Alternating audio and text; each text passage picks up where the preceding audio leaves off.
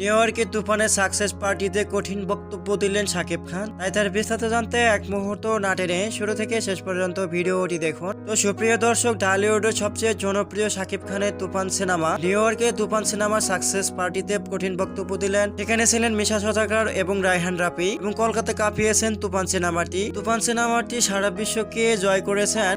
শাকিব খান এবং মিমি চক্রবর্তী অত্যন্ত তুফান সিনেমাটি ভালো অভিনয় করেছেন এবং মানুষের মনে হৃদয় জায়গা করে নিয়েছেন শাকিব মিমি চক্রবর্তী।